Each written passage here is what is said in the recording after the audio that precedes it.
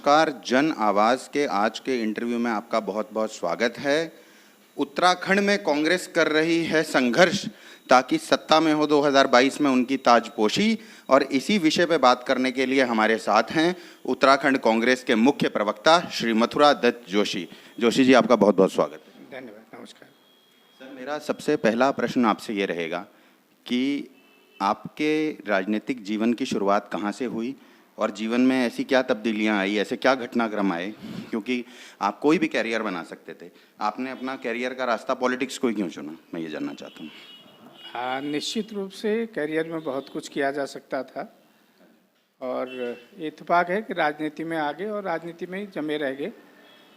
1978 की बात है, श्रीमती इंदिरा गांधी जब चिकमगलूर से जीत के आई थी, भारत की संसद में तत्कालीन गृह मंत्री जी ने एक प्रस्ताव रखा था, इंदिरा जी को डिबार किया था 6 साल के लिए कि भविष्य में कोई चुनाव नहीं लड़ पाएंगे। तो कांग्रेस के मेरे बड़े भाई साहब जो थे वो कट्टर कांग्रेसी थे, पीडी जोशी जी, विकासनगर नगर पालिका के 2 बार मेंबर भी रहे वो। तो घर का वातावरण भी कांग्रेसी था। उन दिनों कांग्रेस का नाम भी लेने में लोग बाग डरते थे, 78 की बात है। तो बड़ा ज़बरदस्त मूवमेंट कांग्रेस ने चलाया। तो हम लोग भी उस मूवमेंट में आए। तत्कालीन नेता प्रतिपक्ष थे विधान परिषद में पंडित ब्रह्मदत्त जी, जो विकासनगर के रहने वाले थे, बहुत विद्वान आदमी थे, उत्तर प्रदेश में मंत्री भी रहे, केंद्र में वित्त मंत्री भी रहे, केंद्र में पेट्रोलियम मिनिस्टर भी रहे। तो उनका भाषण सुना मैंने विकासनगर के चौराहे में, वो आए थे। तो उनका भाषण सुनकर मुझे मैं उनके बात से बड़ा प्रभावित हुआ, कांग्रेस की बातें सुनी। तो तब से फिर कांग्रेस में जुड़ गए, आंदोलन हुआ, जेल में उन दिनों तमाम, यहाँ संजय जी भी आते थे, 3-4 केसेज यहाँ चल रहे थे संजय जी के ऊपर। तो देहरादून आना जाना होता था कांग्रेस में, कांग्रेस के नेताओं के साथ। वहाँ के नेता तमाम विकासनगर के रविंदर जैन हो गए, गोविंद राम ध्यानी जी हो गए, हरनाम दास ग्रोवर हो गए, पंडित सोमेन शर्मा जी हो गए, हमारे बड़े भाई। तो कई आपके SK भारद्वाज जी हो गए। तो उन लोगों के साथ आते थे। तो तब से कांग्रेस में लग गए, तो लग गए, फिर कांग्रेस में ही समा गए। फिर उसके बाद पढ़ाई लिखाई की, सहारनपुर से मैंने ग्रेजुएशन भी किया, पोस्ट ग्रेजुएशन भी किया JB जैन कॉलेज से। फिर उसके बाद LLB करने देहरादून आ गए, LLB की देहरादून से, और कुछ दिनों वकालत भी की। लेकिन फिर हम राजनीति में जमे रह गए। तमाम NSUI में काम किया, UP NSUI में भी काम किया, युवक कांग्रेस में भी काम किया, और 2002 से कांग्रेस में लगातार काम किया। हरीश रावत जी का आशीर्वाद रहा, उन्होंने अपनी कैबिनेट में मुझको रखा, अपनी जो संगठन बनाया। तो पहली बार 8 प्रवक्ताओं की लिस्ट निकाली, तो प्रवक्ता बनाया उन्होंने। तब से लगातार हैं, भी कांग्रेस में काम कर रहे हैं। कांग्रेस एक विचारधारा है, राष्ट्रीय पार्टी है। कांग्रेस बहुत बड़ा आंदोलन है। कांग्रेस के अपने सिद्धांत हैं, अपने मूल्य हैं, और कांग्रेस पार्टी से जुड़े रह गए और समाज सेवा में लगे रहे। और लगते लगते ये 40-42 साल का समय कहाँ गया पता नहीं चला, लेकिन कांग्रेस के प्रति समर्पित हैं और रहेंगे, और अंतिम क्षण तक कांग्रेस में काम करेंगे। और आप मुख्य प्रवक्ता हैं, और आप इतने, मेरे को आपने बताया कि जब पहली टीम गठित हुई तभी से आप प्रवक्ता नियुक्त हो गए, और अभी भी आप प्रवक्ता हैं। तो आपको क्या लगता है कि उत्तराखंड के मुख्य मुद्दे क्या हैं, और 2022 के चुनाव के मुख्य मुद्दे क्या होंगे? इस समय उत्तराखंड के पास जो सबसे बड़ा मुद्दा है, जिसका समाधान होना नितांत आवश्यक है, वो है बेरोजगारी। और रोजगार का यहाँ बहुत बड़ा कोई साधन नहीं है। पंडित नारायण दत्त तिवारी जी की सरकार ने कुछ कारखाने यहाँ खोले थे। उसी समय हम लोगों ने एक मांग रखी थी, और तत्कालीन अध्यक्ष हरीश रावत जी ने उस मांग का भी समर्थन किया। तो उनके प्रयास से 70% स्थानीय लोगों को नौकरी देने का एक जियो सरकार ने निकाला। तो उस समय कुछ नौकरियां मिली। उसके बाद कोई भी सरकार आई हो, इतना कुछ नहीं कर पाई ताकि यहाँ के नौजवानों को रोजगार मिले। क्योंकि उत्तराखंड की आर्थिक स्थिति जो है वो मनी ऑर्डर पर डिपेंड करती है। जो हमारा इधर उधर से लोग बाहर नौकरी करता है, छोटी मोटी नौकरी करता है, बहुत पढ़ लिख के बाद भी जब नहीं मिलते तो जो भी काम वो करता है बाहर, लेकिन उस पर निर्भर करता है। और यहाँ रोजगार के इतने साधन नहीं हैं। तो यहाँ सबसे बड़ी समस्या है कि हमको रोजगार के संसाधन जोड़ने पड़ेंगे, स्थानीय स्तर पर भी रोजगार निकालना पड़ेगा, हमको स्वरोजगार की तरफ नौजवानों को ले जाना पड़ेगा। जो हमारी पर्वतीय कृषि है, आज वो मृतप्राय है। हरीश रावत जी की सरकार ने उस कृषि को जिंदा करने के कुछ उपाय किए थे। दो साल की सरकार उनकी रही, उसमें बहुत सी बातें की थी। हमारे यहाँ का जो मड़वा झिंगुरा है उसको मार्केट में लाने की बात थी, वो मार्केट में आया। जो यहाँ के हमारे राजमा है, मुंशियारी का जैसे राजमा है, हमारा जोशीमठ और चक्रोता और उत्तरकाशी में बहुत अच्छा आलू पैदा होता है। सेब के हमारे कुछ बगीचे यहाँ पर हैं, उस तरफ ले जाने की बात थी। तो अगर हम स्वरोजगार की बात करेंगे तो निश्चित रूप से यहाँ के नौजवानों को रोजगार मिलेगा। तो बेरोजगारी यहाँ की नंबर 1 की समस्या है, नंबर 1 में यहाँ बेरोजगारी है। आज भी देख रहे हो कि राष्ट्रीय और अंतर्राष्ट्रीय स्तर पर उत्तराखंड बेरोजगारी में नंबर 1 में है, 24% में अब यहाँ पे बेरोजगारी है और नौजवानों को हम रोजगार नहीं दे पा रहे हैं। वर्तमान सरकार तो ऐसी सरकार निकली जो संविधान प्रदत्त रोजगार है हमको, जो हमारा संघ लोक सेवा आयोग हमको भर्तियां देता है, नौकरियां देता है, भले ही वो सरकारी नौकरियां, सीमित नौकरियां हमारी होती हैं, उसमें भी 5 साल का समय गुजर रहा है इस सरकार का। एक भी विभाग का रियाचन स्वीकार नहीं हुआ, न एक किसी विभाग में नौकरी निकली, न एसडीएम बने, न आपके डिप्टी कलेक्टर आए, न आपका डिप्टी एसपी बना, न शिक्षा अधिकारी आए, न क्लास 2 क्लास 3 में कोई भर्ती ये सरकार नहीं कर पाई। और दूसरा जो बड़ा मुद्दा है वो पलायन का मुद्दा है। पर्वतीय क्षेत्र का आदमी इन 3 जनपदों में समाहित हो रहा है, उसमें भी लगाम लगाने की आवश्यकता है, रोक लगाने की आवश्यकता है। और इस सरकार ने एक नाम मात्र का पलायन आयोग बनाया था। वो पलायन आयोग पहले पौड़ी से, उसका मुख्यालय पौड़ी खोला, वो पौड़ी से देहरादून आया, देहरादून के बाद वो पलायन आयोग भी गाजियाबाद चला गया। अब पलायन पर कोई मुख्यमंत्री बोलने को भी तैयार नहीं है। त्रिवेंद्र सिंह जी की सरकार कुछ बोलती थी, मुख्यमंत्री कुछ बोलते थे, अब कोई नहीं बोला क्योंकि पलायन आयोग स्वयं पलायन कर गया है। ये 2-3 मुद्दे यहाँ के हैं और इन मुद्दों पर जो भी सरकार ध्यान देगी निश्चित रूप से वो उत्तराखंड पर बहुत बड़ा एहसान करेगी।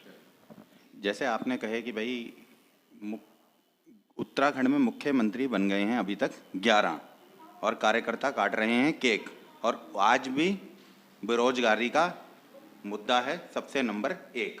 तो आपसे मैं ये जानना चाहता हूं कि जो बेरोजगारी पे भी ये काम नहीं कर पाए, तो अभी 22 में कांग्रेस का मैनिफेस्टो क्या होगा? ऐसा क्या लोक लुभावन मैनिफेस्टो कांग्रेस देगी जिससे युवा आकर्षित होंगे और युवाओं को वाकई में जमीन पे हकीकत में भविष्य दिखेगा?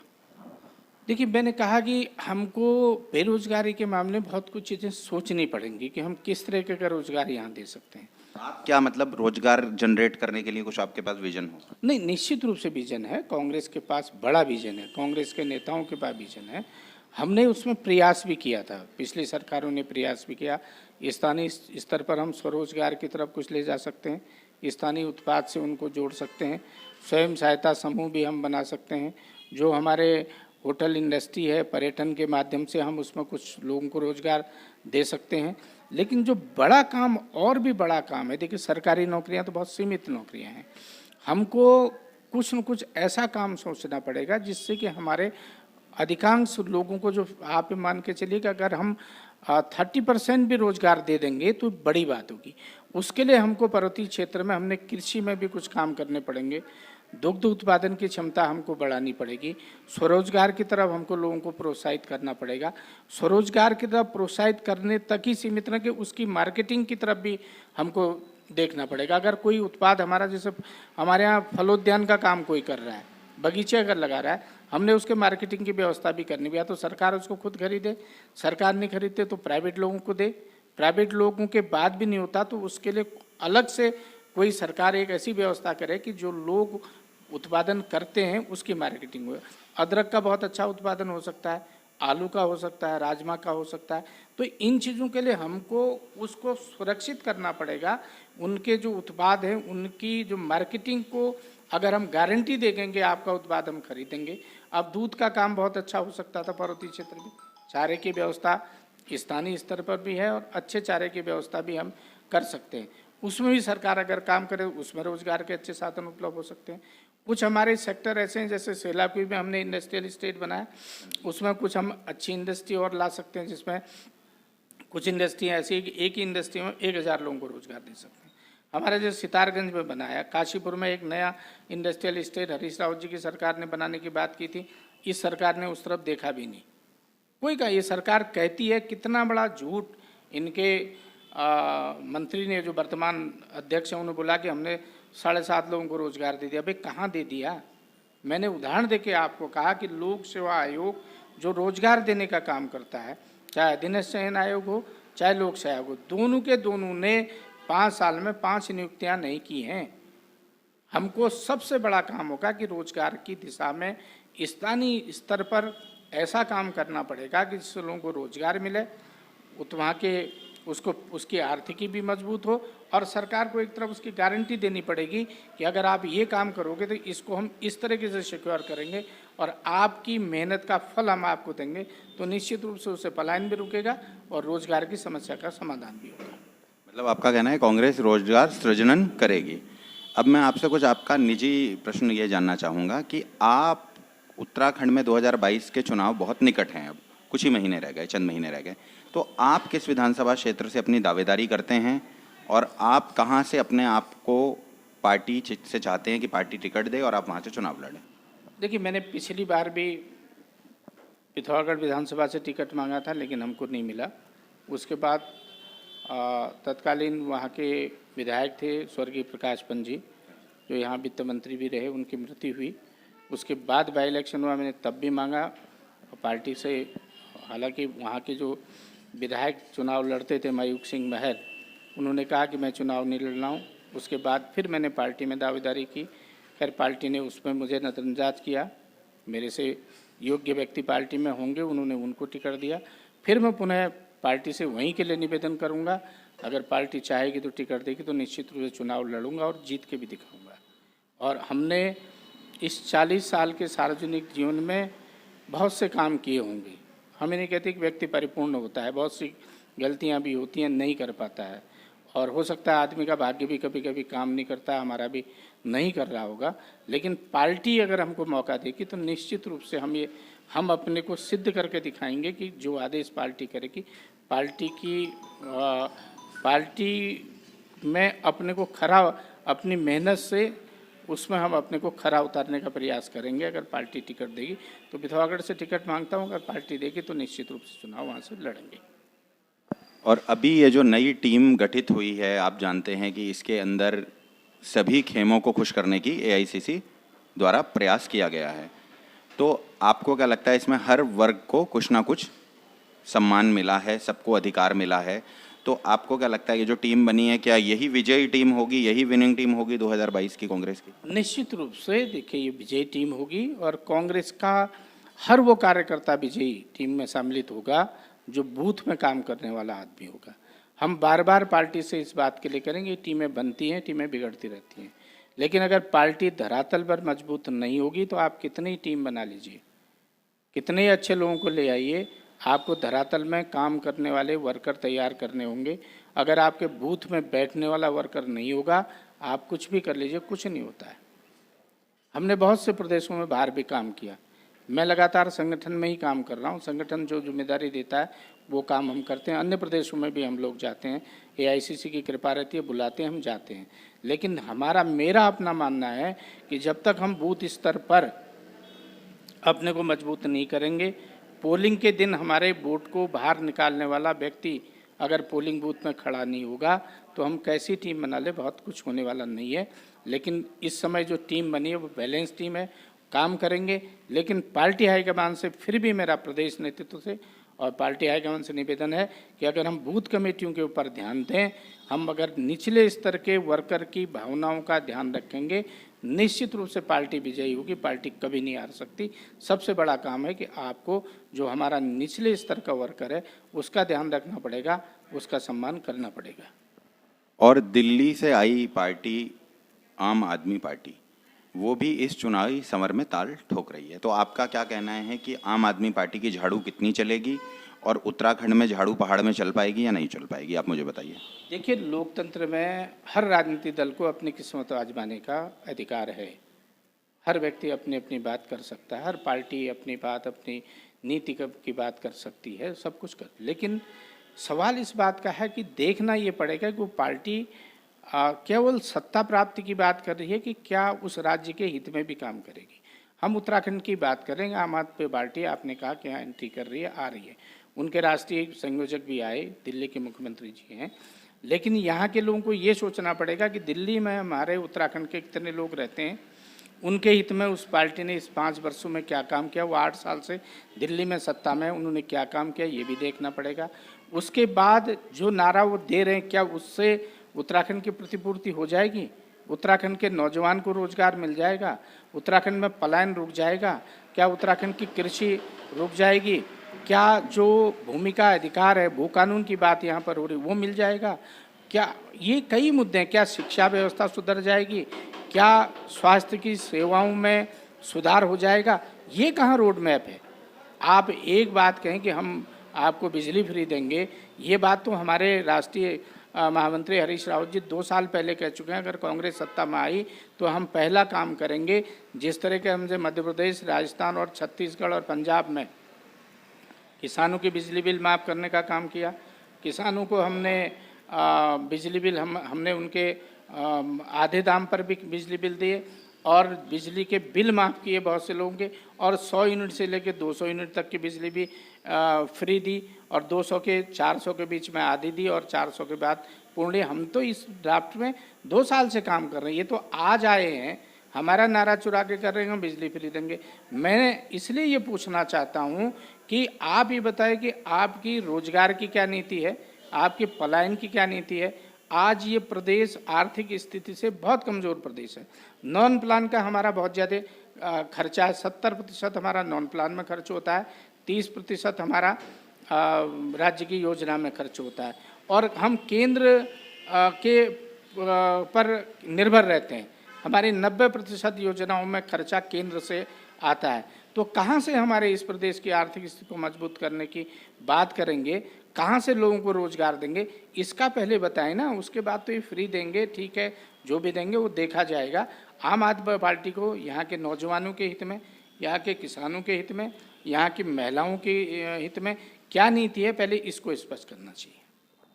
और आप जानते हैं कि यहाँ उत्तराखंड के अंदर 11वें मुख्यमंत्री आ गए और कोई भी, मतलब आप जानते हो, नारायण दत्त तिवारी जी के अलावा कोई अपना कार्यकाल पूरा नहीं कर पाया। तो ये क्या ऐसी रीति नीति है, ये टांग खींचने की नीति जो उत्तराखंड को पीछे धकेलती जा रही है? क्या कांग्रेस अब भरोसा देगी कि अब जो सरकार कांग्रेस अगर बनाती है 2022 में तो एक स्थिर सरकार होगी? क्योंकि ये टांग खींचने की नीति ने आज उत्तराखंड के लोगों का भविष्य खत्म कर दिया।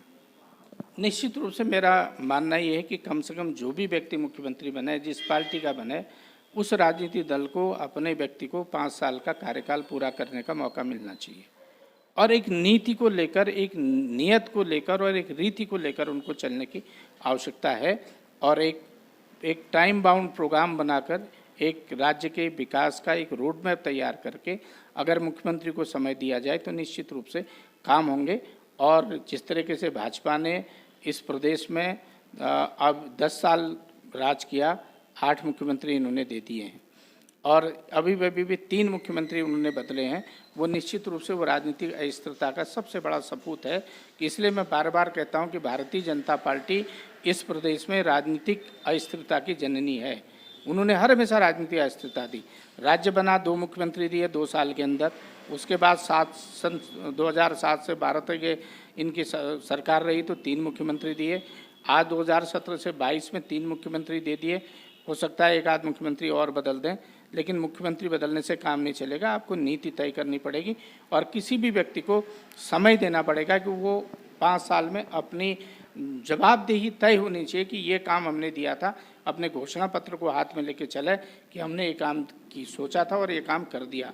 और मैं निश्चित रूप से आपके माध्यम से उत्तराखंड की जनता को आश्वस्त करना चाहता हूँ कि अगर कांग्रेस की सरकार 2022 में बनती है, जो भी मुख्यमंत्री बनेगा, हमारा एक प्रयास होगा कि वो कम से कम 5 साल पूरा करे और राज्य की जनता को ये जवाब दे कि आपने हमको ये जिम्मेदारी सौंपी थी और हमने ये काम किए।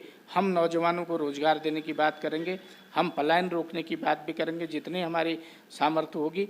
हम इस प्रदेश की आर्थिक स्थिति को में एक बृहद सुधार करने की बात करेंगे। यहाँ पर महिलाओं को अधिकार देने की बात करेंगे, उनके सशक्तिकरण की बात हम करेंगे। तो कई मुद्दे हम उसमें काम करेंगे और हम निश्चित रूप से जो भी मुख्यमंत्री हमारा बनेगा वो 5 साल पूरा करेगा। मेरा अंतिम प्रश्न आपसे ये रहेगा कि आपका कांग्रेस के कार्यकर्ताओं को मिशन 2022 के लिए क्या संदेश है?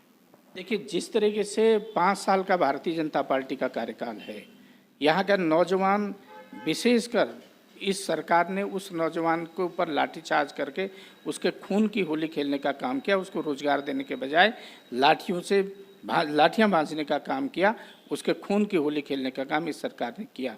और ये पहली सरकार होगी कि जिस सरकार के कार्यकाल में व्यक्ति भूख से मरे हैं। ये पहली सरकार होगी जिसके कार्यकाल में व्यापारी ने सत्तारूढ़ पार्टी के कार्यालय में जाकर आत्महत्या की। यहाँ ये पहली बार ये सरकार बनी जिसने किसानों की आत्महत्या करने का काम जिस सरकार के कार्यकाल में हुआ। हम केवल एक बात करना चाहते हैं कांग्रेस के कार्यकर्ताओं को, इस समय कांग्रेस के ऊपर बहुत बड़ी जिम्मेदारी है और कांग्रेस ने हर हमेशा इस राज्य के विकास की बात की है, इस राज्य को आगे बढ़ाने की बात की है, इस राज्य के नौजवानों को रोजगार देने की दिशा में काम किया है, आगे भी काम करेंगे। हमारे कार्यकर्ताओं के लिए कांग्रेस के उस जो बुनियाद का पत्थर है, जो बूथ का कार्यकर्ता है, मेरा संदेश उनके लिए यही है, वो दिन रात मेहनत करके अभी 6 महीना हमारे पास बचा है, हम कांग्रेस को मजबूत करें और भारतीय जनता पार्टी जैसी फासिस्ट वाली पार्टी को इस प्रदेश से उखाड़ फेंकने के लिए मेहनत करें और कांग्रेस पार्टी को सत्ता में लाएं ताकि इस प्रदेश का सर्वांगीण विकास हो सके और ये प्रदेश अपनी एक अलग पहचान, जो इसकी पहचान रही है सांस्कृतिक के क्षेत्र में, पर्यटन के क्षेत्र में, धार्मिक पर्यटन के क्षेत्र में, तो विभिन्न क्षेत्र, यहाँ हमारे लोग सेना में बहुत हैं, हमारे लोगों ने इस देश की सुरक्षा में हमारा सब कुछ न्यौछावर किया, अपने प्राणों की आहुति देकर भी इस देश की रक्षा हमारे नौजवान करते हैं। तो हम यही कह सकते हैं कि लोग जुड़ें और कांग्रेस के साथ जुड़ें और कांग्रेस का कार्यकर्ता बूथ स्तर पर मेहनत करे और कांग्रेस को वापसी लाए ताकि इस प्रदेश का विकास हो सके। बहुत बहुत शुक्रिया जोशी जी कि आपने अपना वक्त निकाला और अपनी बात रखी। आपका बहुत बहुत शुक्रिया। थैंक यू, धन्यवाद। धन्यवाद जी, नमस्कार, प्रणाम।